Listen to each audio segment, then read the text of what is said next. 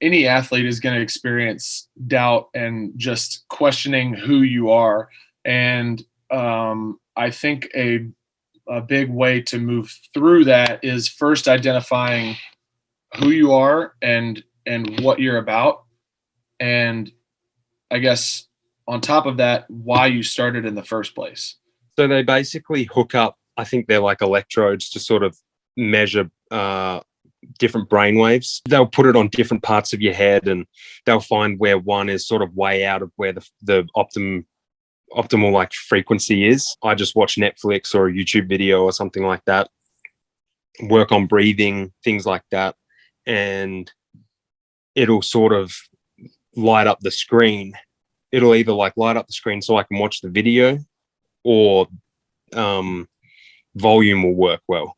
And once you go out of those zones, it'll either dim the screen so I can't really see what I'm watching, or the volume will cut off. So it's sort of like a little negative reinforcement.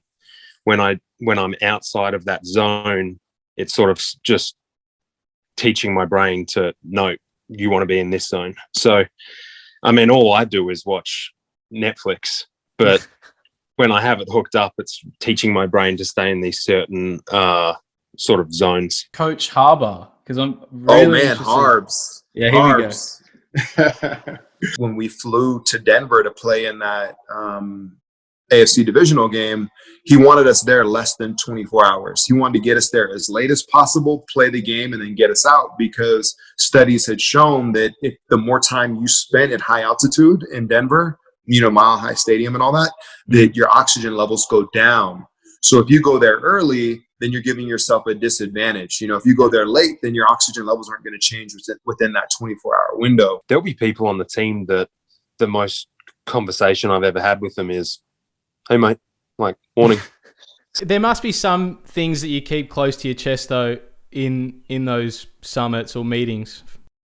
For me, no, man. I'm so comfortable in my game, and it's not one thing that in football you can't really hide. Like, it's not like poker or like anything that I do on the football field. People can turn the film on and watch that, and I'm just clarifying it for everybody else. And I'm just so confident in my ability. They got a quarterback like Patrick Mahomes and big time receivers like Tyreek Hill, right? So you may say, hey, we're going to play, a too high shell. If we're going to play some cover 2, we're going to play some cover 4. We're going to keep the big plays off of us. If they're going to beat us, we're going to force them to throw screens, throw check downs. We're going to force them to throw it to Travis Kelce. We're going to force them to go on 10, 12 play drives to score touchdowns. We don't want to give up the 2 or 3 play drives and they get a 70-yard bomb and they scoring touchdowns in 30 seconds, right? So if they're going to score, we're going to make them go the long way. If they want to run the ball and pick up 4 or 5 yards of carry, fine. They're going to get tired of handing the ball off. Eventually, they're going to take a shot, and hopefully we make a play on that. With as much time as you are with NFL guys and your teammates in the locker room, we discussed every single topic. There was no holds barred in terms of topics that we would talk about. So that's what made that team so much closer than other teams that I played on.